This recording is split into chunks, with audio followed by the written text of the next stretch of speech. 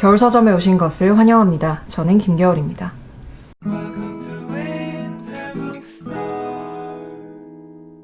지난번 사람, 장소, 환대 영상에서 그 학술 논문과 대중서 사이에 있는 글의 소중함에 대해서 제가 이야기를 했던 거 기억하시나요? 혹시 못 보신 분들은 이쪽인가? 아이카드 클릭하셔서 한번 보고 오시고요. 오늘은 그런 글에 조금 더 가까이, 조금 더 쉽게 다가갈 수 있는 그런 계기가 될 만한 잡지를 소개를 해드리려고 합니다. 말하자면 사람, 장소, 환대 같은 책보다 분량도 훨씬 짧고 내용도 훨씬 쉽지만 충분한 문제의식을 가지고 이제 접근을 하는 그런 잡지라고 할 수 있을 것 같아요. 바로 민음사의 새로운 잡지 한 편입니다. 사실 이게 광고를 받게 된 과정이 어떻게 된 거냐면 제가 이 잡지의 창간 소식을 듣자마자 바로 정기구독 신청을 했어요. 그래서 1월분 한 편 잡지를 이제 배송을 받아서 배송받은 잡지 사진을 이제 인스타그램에다 올렸는데 그걸 보시고는 이제 민음사에서 혹시 광고를 부탁드려도 되겠냐 해가지고 광고를 하게 됐습니다. 그러니까 어떻게 보면 저의 어떤 진심의 영업이 굉장히 많이 들어가는 그런 오늘 영상이라고 할 수 있을 것 같은데요. 기대하셔도 좋겠습니다. 그러면 한 편에 대한 조금 더 자세한 이야기 본격적으로 시작을 해보도록 하겠습니다. 들어가기 전에 구독과 좋아요, 댓글과 알람 설정 부탁드리고요. 그러면 이야기 시작할게요.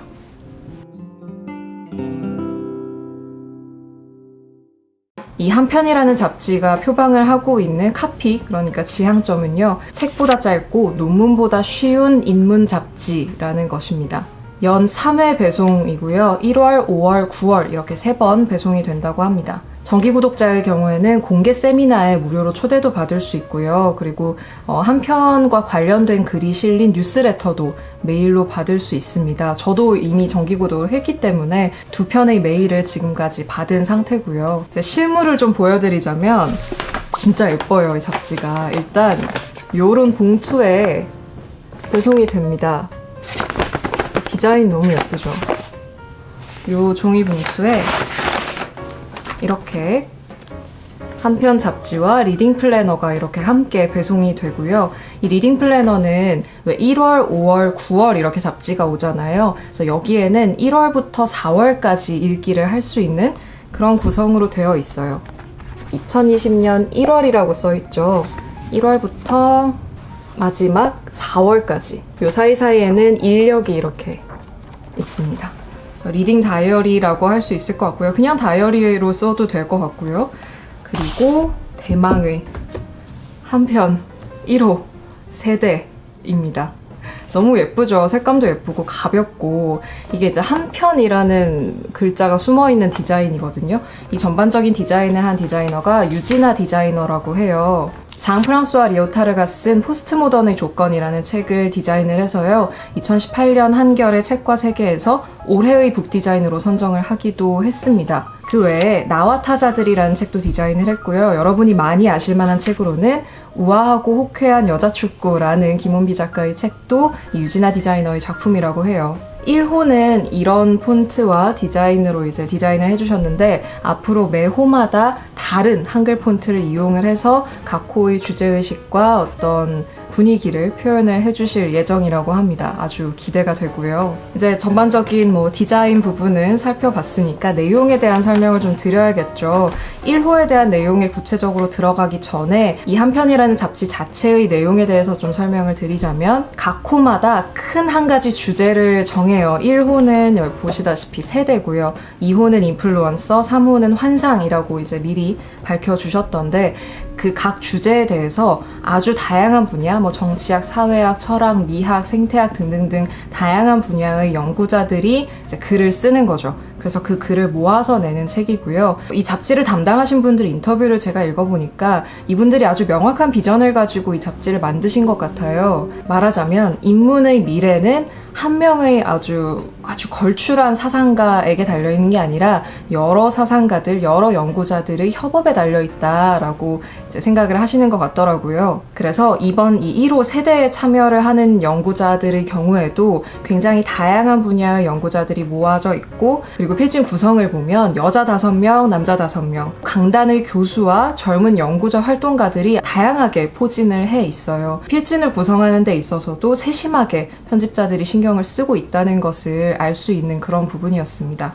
그 인터뷰에 보니까 그런 내용도 있더라고요. 이 필자들이 모여서 논의를 하면서 이 각자의 글의 방향을 조금 더 잡기도 하고 수정을 하기도 하고 그런 과정을 거치기도 했다고 합니다. 그러니까 이 편집진이 각각의 필자에게 청탁을 해서 글을 받는 데에서 그치지 않고 그 필자들을 모아서 좀 논의를 하는 논의의 장까지 열었다라는 이야기죠. 그런 비전과 방법으로 만들어지는 그런 잡지라고 할 수 있겠습니다. 보니까 이 1호 구매자는요, 초반 일주일 만에 이 3,000부가 전부 매진이 돼서 2쇄에 들어간다고 하고요. 정기 구독자의 수도 1,000명을 넘어섰다고 합니다. 3,000부 완판에 정기 구독자 1,000명이면 정말 인문 잡지로서는 대단한 성공을 초반부터 막 흐름을 타고 가고 있다고 할 수 있을 텐데요. 그만한 성과를 낼 가치가 있는 잡지라는 생각이 저는 들어요. 저는 사실 이 잡지의 탄생이 너무너무 반가운 사람 중에 한 명이고, 말씀드렸다시피 소식을 듣자마자 뒤도 안 돌아보고 정기 구독을 한 사람이기 때문에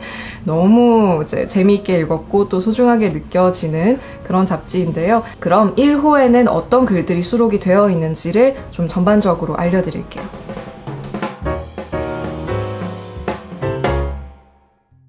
일단 보시다시피 되게 얇잖아요. 짧고, 그쵸? 200쪽 정도 돼요. 아주 짧은 책이고, 수록된 글 한 편당 원고지 30장 정도의 분량이라고 하더라고요. 그 원고지 매수가 잘 감이 안 오실 수도 있는데, 이제 A4용지 한 장 정도를 쓰면 원고지 10매라고 보통 이제 대략적으로 환산을 하는데요. 그러니까 한 연구자당 A4용지 3장 정도의 분량, 아주 짧은 글을 쓴 것이죠. 전체적인 구성이 어떻게 되어 있냐면요. 맨 처음에 이제 신새벽 편집자가 들어가는 글을 이제 수록을 해놨습니다. 세대라는 개념을 다룰 것이기 때문에 왜 이런 개념을 1호의 주제로 선택을 하였는지, 그리고 앞으로 어떤 연구자들이 어떤 글을 실었는지를 전반적으로 이야기를 하는 그런 들어가는 글이 있고, 뒤에 10명의 연구자들의 글이 수록이 되어 있습니다. 박동수의 페미니즘 세대 선언에서는요, 현재의 세대가 페미니즘과 어떠한 관계를 정의하지 않고서는 정치적 위치를 정의내릴 수 없는 세대라는 뜻에서 페미니즘 세대를 선언하는 그런 글을 쓰고 있습니다. 김선기의 청년파리 시대에서는요, 청년이라는 이름으로 정치권에서 반복되어서 행해졌던 이른바 청년파리라는 이 개념을 비판적으로 돌아보고요, 청년파리라는 것의 올바른 방향을 한번 타진을 해봅니다. 이민경의 1020 탈코르셋 세대에서는요, 10대에서 20대에 이르는 탈코르셋을 실천한 여성들을 살펴보고요, 이들이 공유하는 세대 개념을 짚어봅니다. 이우창의 20대 남자 문제에서는요, 이른바 20대 남자, 이 남자들이 보이는 안티페미니즘의 서사와 언어를 차분히 짚어봅니다. 김영미의 밀레니얼에게 가족이란이라는 글에서는요, 세대론, 삼포현상 같은 이런 주제들을 불평등의 테마와 함께 살펴봄으로써 밀레니얼 세대의 세대적 경험이 가족 배경에 따라 달라진다는 점을 짚고 있습니다. 하남석의 오늘의 중국 청년들에서는요, 중국의 청년 세대를 역사적, 경제적 배경과 함께 살펴보고요, 새로운 가능성을 타진해봅니다. 조영태의 밀레니얼은 다 똑같아? 에서는요, 인구학자가 바라본 밀레니얼 세대가 다른 세대와 구분되는 특징을 살펴봅니다. 고유경의 세대, 기억의 공동체에서는요, 프랑스 혁명에서 태어난 세대 개념과 독일 청년 세대의 예시, 그리고 또 젠더 문제를 통해서 세대론이라는 개념을 다양한 층위에서 살펴봅니다. 이나라의 벌새와 성장의 딜레마에서는요, 영화 벌새의 주인공 은희가 보여주는 어린 청년의 모습을 통해 이 벌새라는 영화를 한번 살펴봅니다. 정혜선의 미래 세대의 눈물과 함께에서는요, 자신이 참여한 기후위기 활동의 경험을 나누고 한국 학생들에게 이 현실을 직시하도록 도울 것임을 다짐하고 있습니다. 이런 내용들이 수록되어 있는 잡지인데요, 이 잡지의 특징들을 지금부터 말씀드릴게요.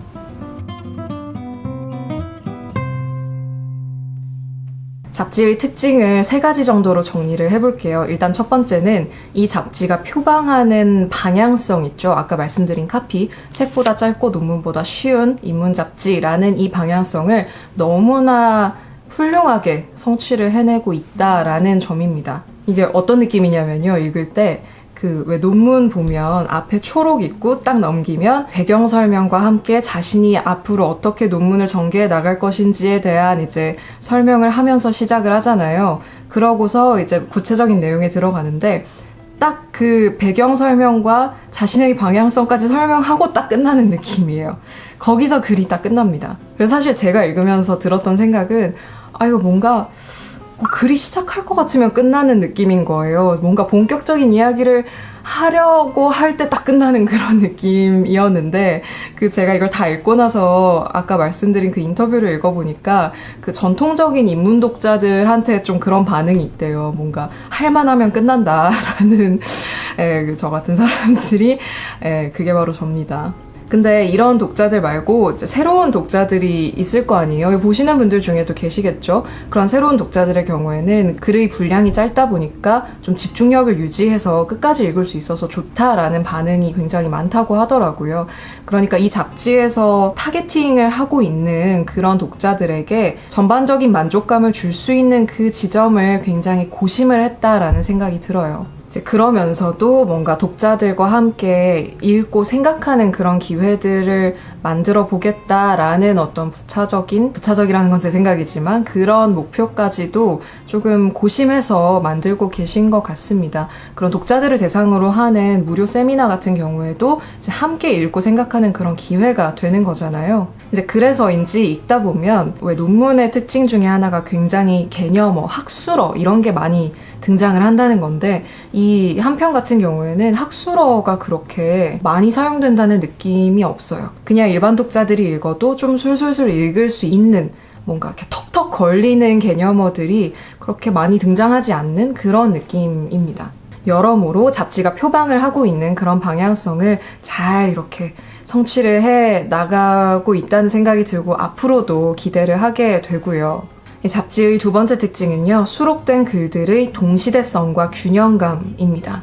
전공을 해서 그걸 배우게 되면 교과서에 수록되어 있는 글은 사실 예전의 연구 결과인 경우가 상당히 많고 예를 들어서 교수님이 읽어보라고 하는 그런 과제로 내주거나 시험에 내는 논문들은 그 교수의 관점 같은 것들을 반영하는 경우가 그래도 많은 편이잖아요. 근데 이 잡지의 경우에는 필진 구성도 그렇고 이 분야도 굉장히 다양해서 지금 현재 화두가 되는 부분들에 있어서 다양한 연구자들의 생각을 들어볼 수 있다는 게 굉장히 특징적이고 좋은 점이라는 생각이 들어요. 학계를 존중하면서도 어떤 그 학계 밖에 있는 연구자들과도 함께 이제 논의를 해나가겠다라는 의지도 조금 보이고요. 그런 식의 균형감 그리고 동시대성 같은 것이 이 잡지의 특징 중 하나라고 할 수 있을 것 같습니다. 잡지의 특징 세 번째는요, 읽기의 편리함입니다. 사실 내용이 아무리 좋아도 이런 부분에 있어서 충분히 받쳐주질 못하면 그런 부분이 또 아쉬울 텐데요. 참 잘 만드시더라고요, 잡지를. 일단 좀 마음에 들었던 부분이 글 앞에 주요어와 분류가 써 있어요. 이런 세심한 배려가 사실 이런 게 작지만 정말 큰 도움이 되는 거거든요. 이 수록되어 있는 글이 어느 정도의 위치에 자리해 있는지 그리고 뭐에 대한 글인지 이런 것들을 좀 가늠을 해볼 수 있게 해주는 굉장히 중요한 내비게이터라고 할 수 있을 것 같아요. 이게 앞서 말씀드린 특징인 필진의 다양성 때문에라도 굉장히 중요한 그런 표지였다는 생각이 들고요. 이 디자인 자체도 손에 굉장히 잘 들어오는 판형이고 얇고 그리고 가벼워요. 종이도 굉장히 가볍고 질감도 좋고요. 안에 쓰인 폰트나 디자인 같은 것들도 뭔가 논문의 디자인스러우면서도 굉장히 가독성이 좋은, 읽는 사람을 충분히 배려하는 그런 디자인이어서 읽는 데 있어서 불편함을 느끼거나 전혀 그렇지 않았고요. 중간중간 중요한 문장들을 그 글의 중간에 양면으로 뽑아놨어요. 그런데 이 중간의 인용문들도요, 그 글을 대표하는 문장들로 굉장히 잘 선정이 되어 있더라고요. 이런 하나하나의 요소들, 하나하나의 디테일들이 모여서 결국은 이제 좋은 결과물을 만들어내는 거잖아요. 굉장히 세심하게 잘 만들어진 그런 잡지라는 생각이 듭니다. 정말 별거 아닐 수 있는데, 이런 디자인도 되게, 뭐랄까, 되게 센스 있잖아요. 이 한 편의 그 디자인부터, 로고부터 시작을 해서 이런 식의 전반적인 디자인이 굉장히 마음에 듭니다. 여러모로.